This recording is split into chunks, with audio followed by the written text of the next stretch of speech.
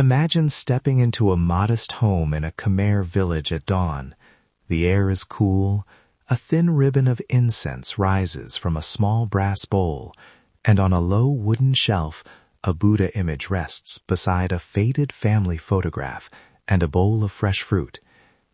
What holds that corner together? Devotion, memory, daily care, and why does it matter to families across Cambodia and in diaspora communities around the world? In today's episode, we're exploring Khmer household shrines, how these everyday altars, ancestral corners, and spirit posts structure family life, mark life stages, and create continuity across generations. We'll walk through their origins, the objects you'll commonly find, and what these practices reveal about community, change, and starting again. Welcome to Ancient Echoes, where we dive into Cambodian culture and history. I'm your host, Samnang Bradley, and joining me is my co-host, Rachana Soul. Over the next hour, we'll unpack the history of household devotion, describe the anatomy of a Khmer altar, and explore how these practices adapt in cities and across borders. Along the way, we'll offer respectful guidance for travelers and researchers and point you to visual resources like my YouTube channel for deeper context. Keywords to keep in mind: Cambodian culture, household shrines, ancestral altars, and Khmer traditions. Let's begin with history and context. Household devotion in Khmer life developed alongside temple-centered religion and village ritual. From the Angkorian era through the centuries, people kept sacred spaces at home long before and long after grand temple complexes were built. These domestic shrines weave together Theravada Buddhist practice with older animist sensibilities and ancestor veneration.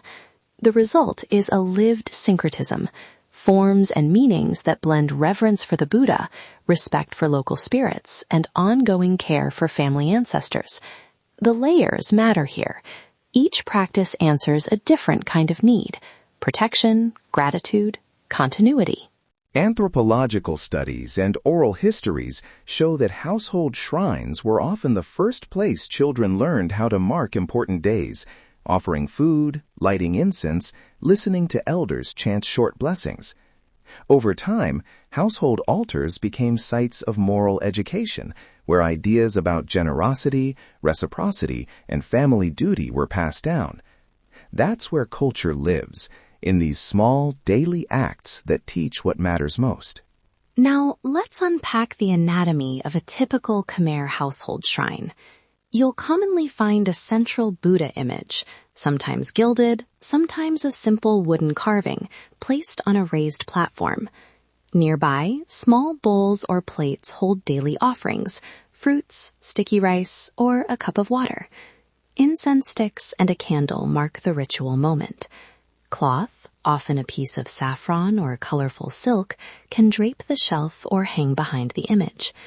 In many homes, a spirit post, or a corner altar for local protective spirits, stands beside the main shrine, with objects like small mirrors, miniature hats, or toy offerings for the spirit's comfort.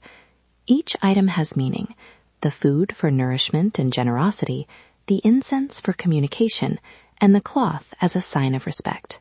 The arrangement is also practical. Altars are kept clean, elevated from the floor, and often oriented toward the family's communal space. Offerings are refreshed every morning or on auspicious days, and elders often lead brief recitations or silent prayers. These gestures are a form of merit-making, an essential concept in Cambodian Buddhism, where small acts of generosity are thought to create positive effects for oneself and the family. In practice, this looks simple: a bowl of rice placed in the morning, incense lit beside it, a quiet moment of gratitude. Household shrines also structure life cycle events. Births often include a small blessing at the shrine for the newborn. Weddings may involve offerings that honor ancestors and ask for protection. And death rituals commonly center on the home altar, as family members make merit on behalf of the deceased. In each case, the altar functions as a focal point for intergenerational care, a place where lineage, memory, and responsibility meet. This is significant because it keeps family networks active, even when members migrate or otherwise disperse. Seasonal rhythms matter too. Household shrines are woven into festival life. Pchum Ben, Khmer New Year, and rice harvest celebrations all include home-based offerings and rituals that tie individual households into neighborhood reciprocity. Neighbors may exchange food offerings, or a family may host a small merit-making that invites nearby households to participate. These acts reinforce social bonds and preserve knowledge about seasonal cycles and agricultural care. In short, the altar is both private and profoundly communal. As Cambodia urbanizes and families move abroad, household shrine practices adapt. In cities, altars may become compact, a small shelf in an apartment, a framed image on a wall, or a portable shrine box for migrants. Yet their functions remain to orient daily life, preserve family memory, and anchor identity. Diaspora communities often recreate familiar altars in rented rooms or shared community centers, sometimes blending local materials with items brought from home. These adaptations show cultural resilience. The practices transform, but their core purpose, to maintain ties across time and space, stays intact. For listeners who want to learn or document these practices, let me offer some ethical guidance. First, observe with permission. Household shrines are intimate. Always ask before recording, photographing, or stepping closer. Second, prioritize relationship over documentation.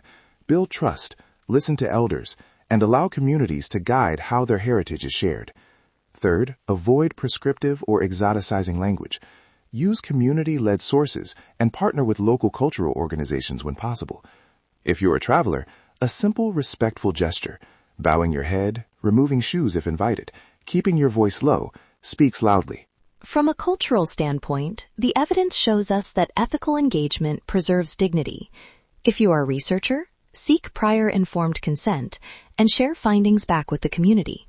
If you're a member of the diaspora, carry images and stories with humility, recognizing that household practices are living and may look different across families. And for everyone, honor the private nature of ritual practice. Some things are meant to be witnessed quietly, not broadcast widely. Before we close, let's summarize what we've learned. Household shrines are small but powerful. They blend Buddhist practice, animist care, and ancestor veneration to sustain family memory and social obligation. They structure daily life, connect households to seasonal and communal rhythms, and adapt creatively in cities and across the diaspora. If you take one thing away, let it be this. Observing these altars respectfully reveals how culture is lived, through routine, care, and 1,000 quiet acts of remembrance. If this episode helped you see a new layer of Cambodian culture, please share it. We invite you to post respectful photos or reflections on social media using our handle, and to visit Samnang's YouTube channel for visual explorations of household shrines and related sites. Consider following community organizations that document intangible heritage, and when in doubt, ask before you photograph or record. These small choices matter. Let's unlock the echoes of history together. Follow Ancient Echoes on your favorite podcast app. Subscribe for more episodes on Cambodian heritage and connect with us online to share your experiences or questions. We'll post show notes and a transcript to help with accessibility and further research resources, including links to visual materials that complement today's conversation.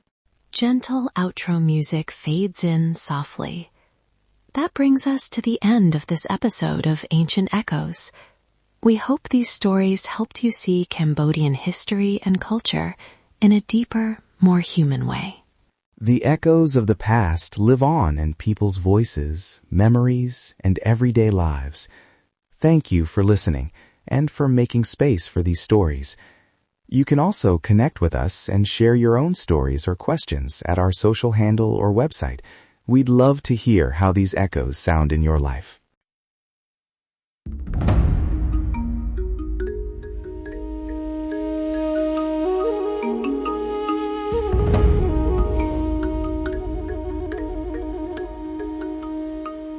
In the quiet of night, I whispered my plea, holding her close, hoping for her decree.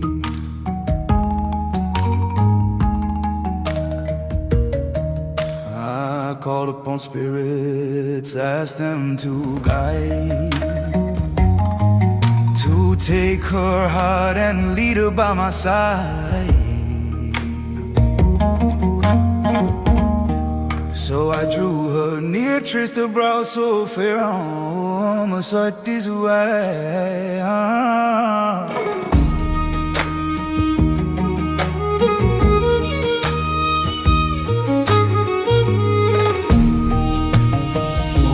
Sacred power, Swahai, mighty spirit awakened. By the master's right, let her heart be gently taken. Let her follow me now by vow and by sign. I hear these words, oh teacher, witness this plea. Oh, my sacred power, Swahai.